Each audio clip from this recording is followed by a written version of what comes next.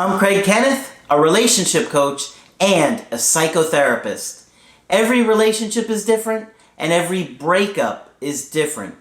Work with me and you'll get professional help on your situation.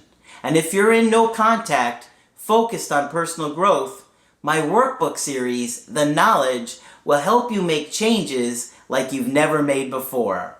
Available now at AskCraig.net.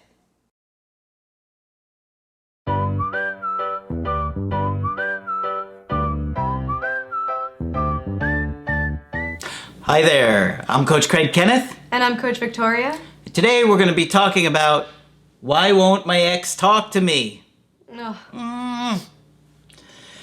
Oh, that is so tough when somebody you love just refuses to talk to you. Yeah. They're angry at you, or they've just got walls up with you and you can't get them to communicate. And it just makes you feel awful inside and kind of beat yourself up because you're like, I caused this. What did I do that now they won't even speak to me? Mm-hmm. And it's just so overwhelming.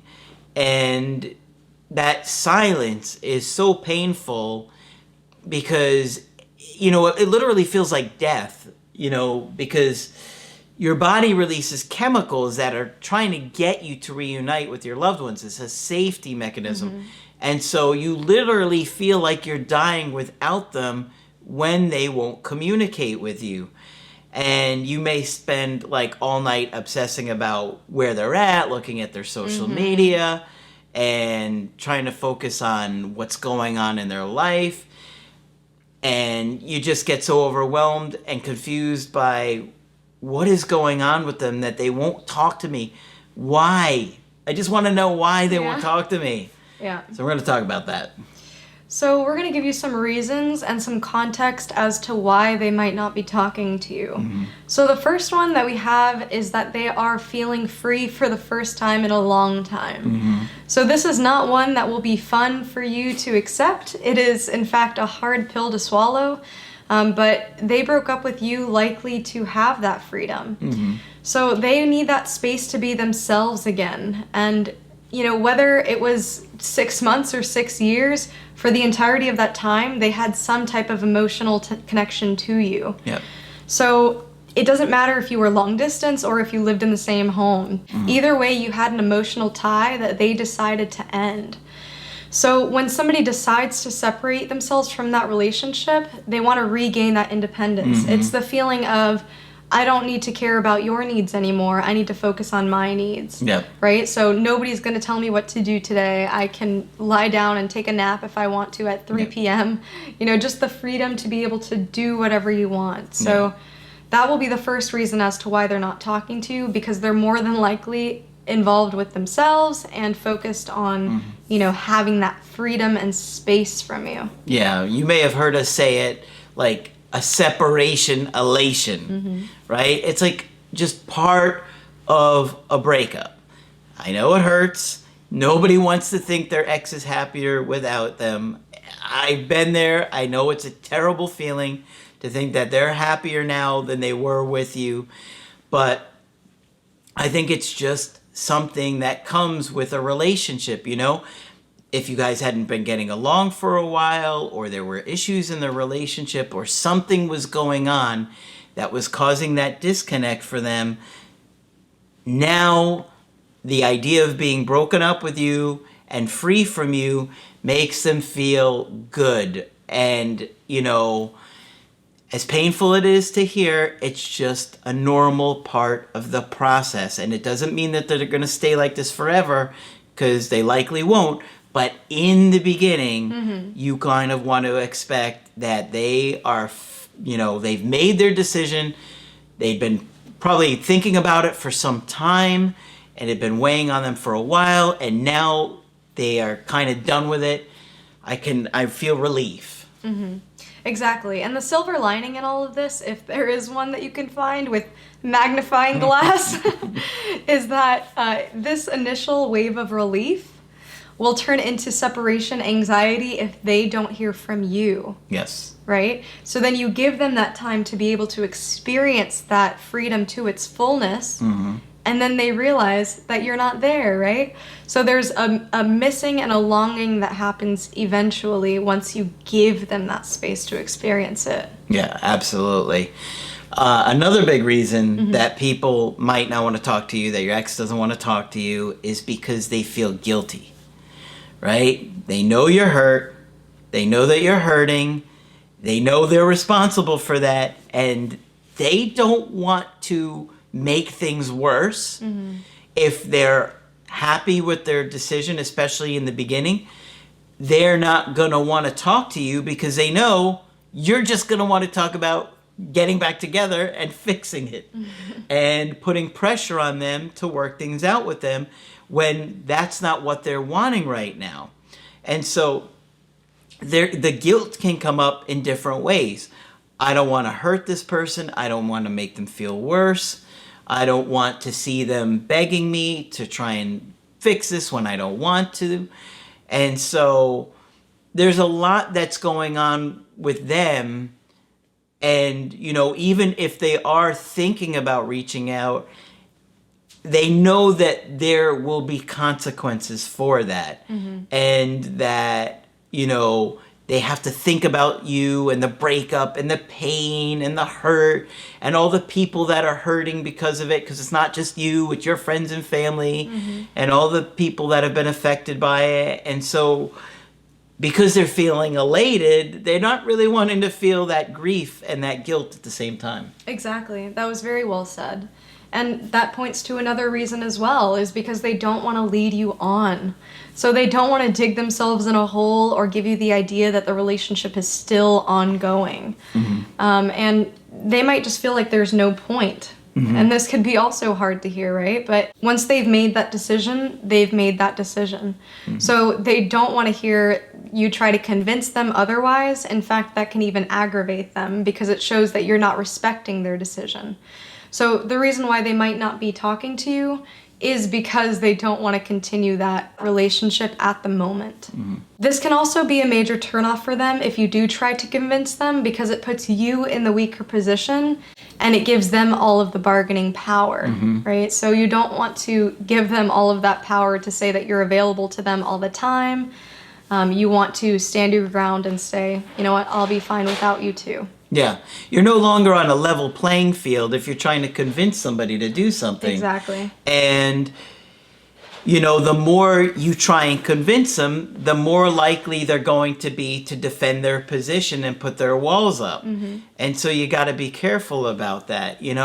Oftentimes you could get them to feel to the point where they're feeling harassed, right? And that you're intruding on them and their decision. And, if they're not reaching out to you and they don't want to talk to you and you keep trying to force yourself into having conversations and trying to change their mind, it's going to just make the situation so much worse than if you would just allow them to have their decision and respect them. So you may think, like, I know everybody thinks about reaching out all the time and trying to figure out if it's right for you. I know it's a tough call, but many times just giving somebody the ability to come back into your life can change the whole dynamic of the connection again. Exactly. And, we get it that it can be very stressful to not hear back from an ex and really nerve-wracking. You think, maybe it was something I did, maybe it was something I said. We tend to put the blame on ourselves. And you could also be checking your social media constantly, checking your phone constantly. Every ding that you hear, you think, oh my God, is this my ex? I hope it is, Every single one. Yeah. So what we want you to get as a takeaway from this video also is that you take care of yourself. And this is something that's easily forgotten in the pursuit of an ex, but you have to make sure that your mental health and well-being is at the forefront of your focus right now, so that when you do get that opportunity to get back with your ex, that it will work out for you. Sure. So if you need to take a break from social media, if you need to take a break from your phone, do it if you think it's going to help your mental sanity. Yeah, absolutely. Not everybody will have a chance with their ex. I want to put that out there because I know some people get upset, but no, not everybody is going to hear from their ex again. Not everybody will get a second chance. We don't know, okay? So we want you to focus on bettering yourself after the breakup and healing, moving forward and seeing how it goes. Obviously, you can do strategies that are going to better your chances and avoid the mistakes that are going to hurt your chances. But understand that just because your ex doesn't want to talk to you right now doesn't mean it will stay that way forever. Exactly. Right? That's a huge point. Somebody may be upset with you for a month or a couple of months, and then they realize, no, I do want to talk to them, and at least, dip their toe in the pool, see how it goes, see how you're doing. And so it's just really important that you realize that feelings change. I haven't said this in a while. Yeah. But feelings change like the clouds that move across the sky. And if you give people time and let those feelings change, allow them that time and space to make that decision for themselves, they can say, you know what? I do want to talk to them. I do want to at least talk about things and see if we can fix this. Maybe their view has changed, that they've processed things, that they've maybe taken a harder look at how they acted in the relationship and realized that they were a big part of the breakup as well, instead of just blaming. Exactly. So that does happen, but just be patient, work on yourself. The workbooks can help, the creative healing course. Of course, you can get our coaching and tons of videos that are going to help you grow and change. But it's a process, and it does take time. And I know that when I was first trying to figure out breakups, I didn't realize how big time really is in trying to repair things. Yeah, and we just wanted to normalize that for you too, that if you're not hearing back from your ex, it doesn't mean that it's a definite you'll never hear from them again.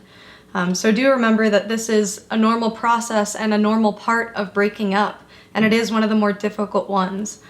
So don't feel like, oh no, I'm the exception, my ex will never talk to me again, but do have comfort in the fact that this is normal. Yep. They may not want to talk right now, but that could change in a week, a month, 3 months, who knows. Okay, so hopefully you found this video helpful. And of course, if you want to get our help personally, just go to my website, askcraig.net. Sign up for the coaching option that works best for you. I do email coaching and I do Skype. Coach Margaret is available for Skype coaching. And of course, Coach Victoria will be here training with us. I'll be here. But that's it for this video. I'm Coach Craig Kenneth. I'm Coach Victoria. And we will talk with you soon. To get my help personally, go to askcraig.net and click on Schedule Coaching and choose the option that works best for you. I do email coaching or Skype. To schedule a coaching with Margaret, click on Margaret on the top of the page and order a Skype with her. For the Knowledge Creative Healing course, click on the link at the top of the page and click Get Started Now.